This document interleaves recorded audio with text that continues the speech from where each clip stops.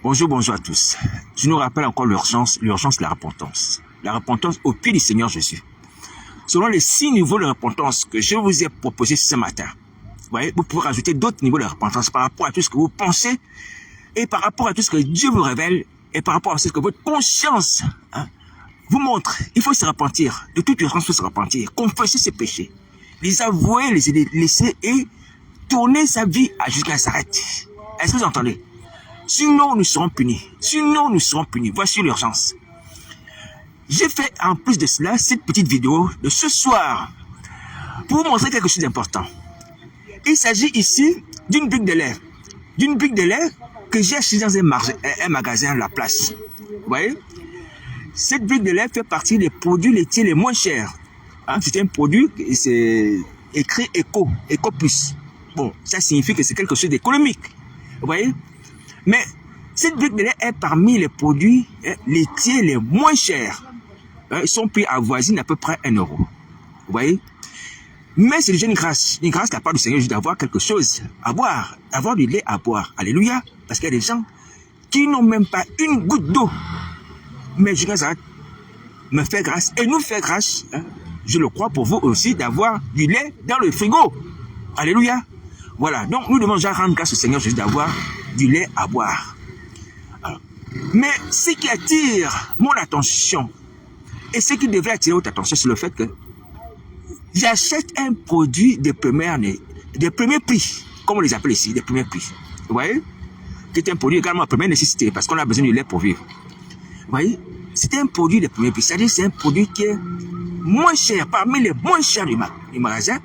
Certainement les produits réservés aux gens pauvres, aux gens démunis, aux gens qui n'ont pas l'argent, aux gens qui ne sont pas riches.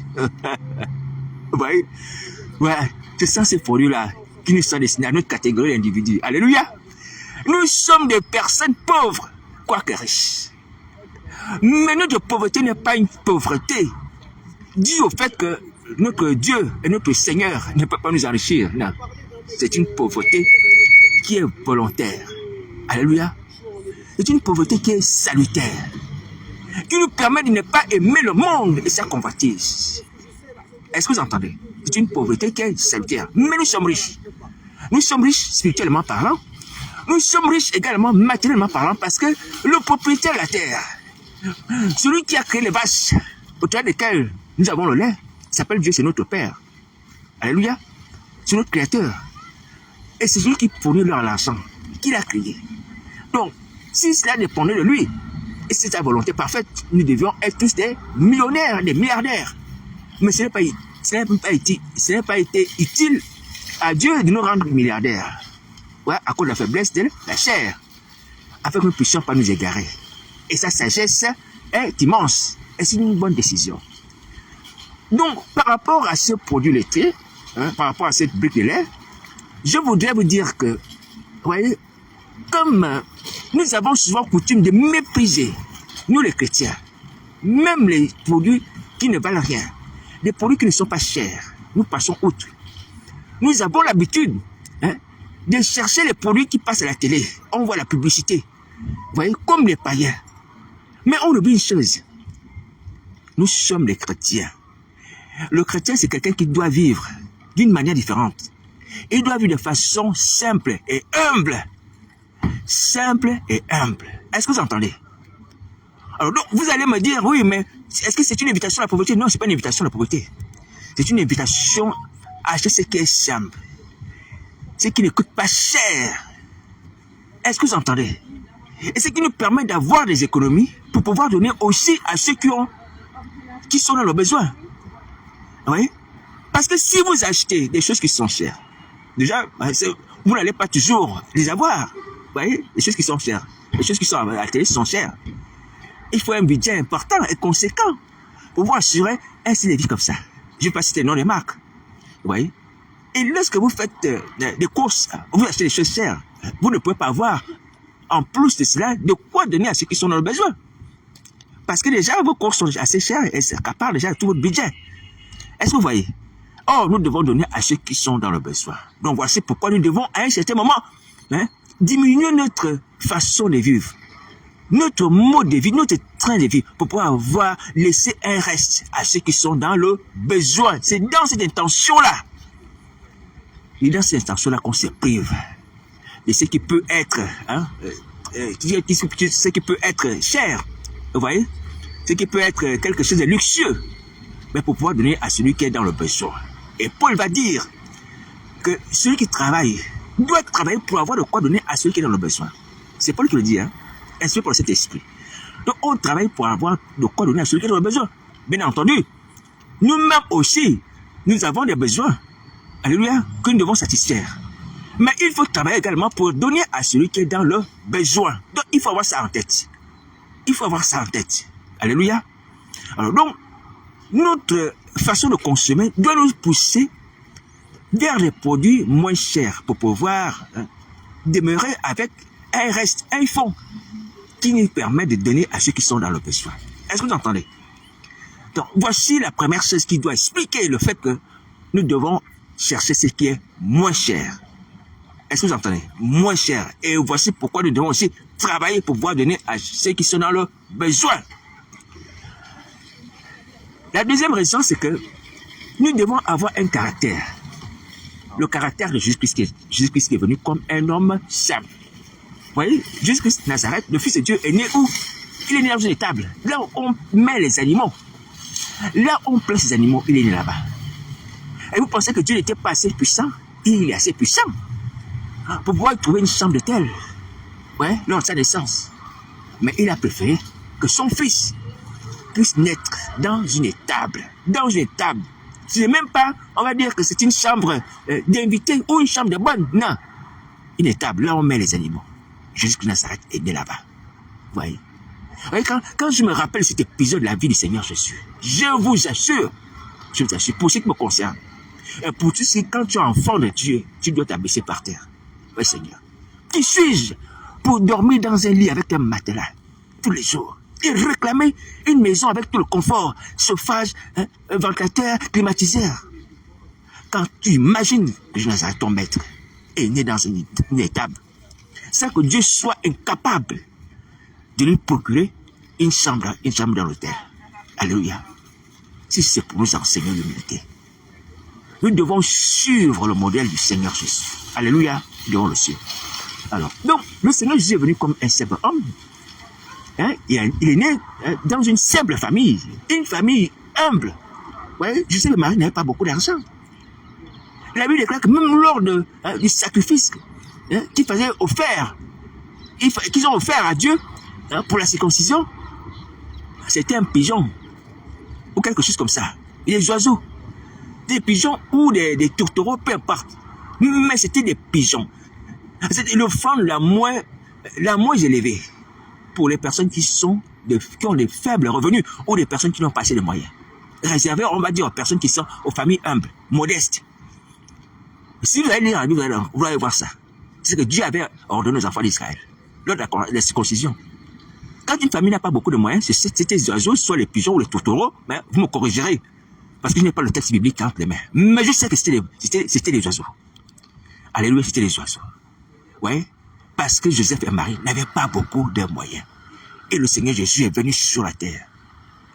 Dieu a choisi cette famille pour que son fils soit élevé au milieu de cette famille.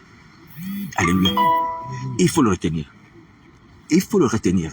Alors donc, j'aimerais encore dire que par rapport à cette boîte de lait, ou par rapport à cette brique de lait, vous voyez, nous avons également un témoignage de ce que, même si c'est une brique de lait qui est moins chère, qui ne vaut pas plus d'un euro, mais au travers de la prière, parce que tout est sanctifié par la prière, notre brique de lait, sanctifiée par la prière, devient la brique de lait la plus pure de France. Je dis bien la brique de lait la plus pure de France, c'est celle-là, lorsqu'elle est sanctifiée par la prière au nom de Jésus Nazareth. Lorsqu'elle est sanctifiée par la prière au nom de Jésus, cette brique de lait devient la brique de lait la plus pure de France.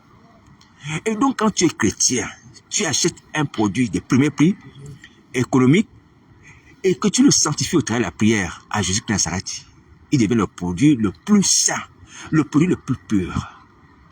Et par rapport à la table de l'homme le plus riche de France, depuis le ciel, tu as la meilleure table.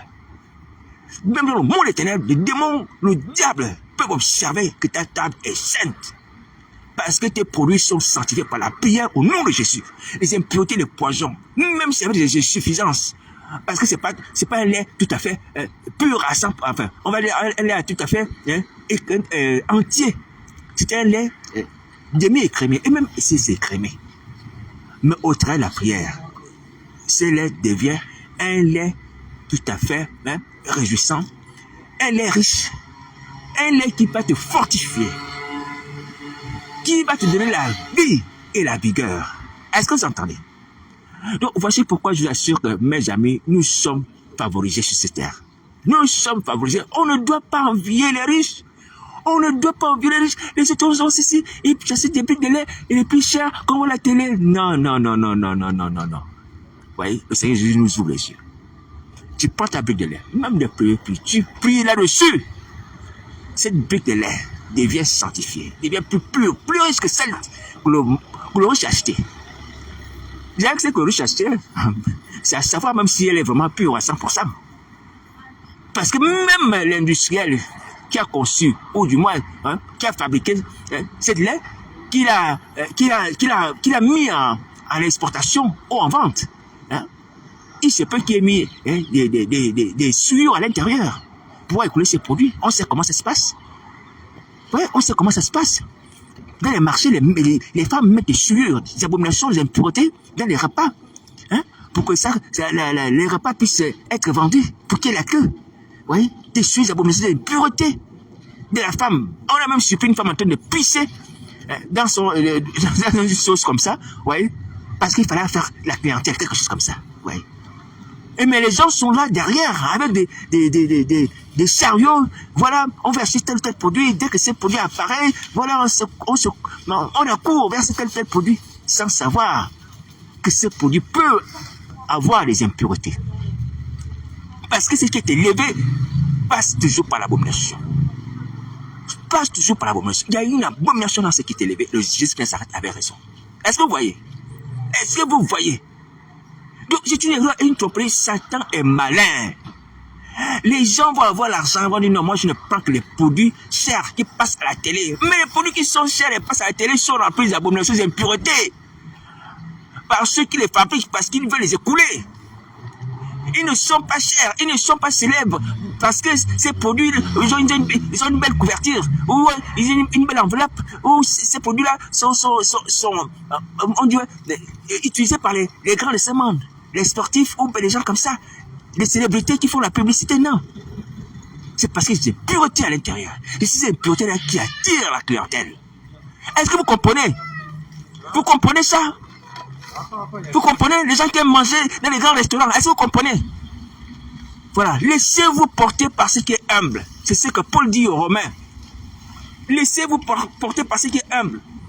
Il dit, n'aspirez pas à ce qui est élevé, mais laissez-vous attirer par ce qui est humble.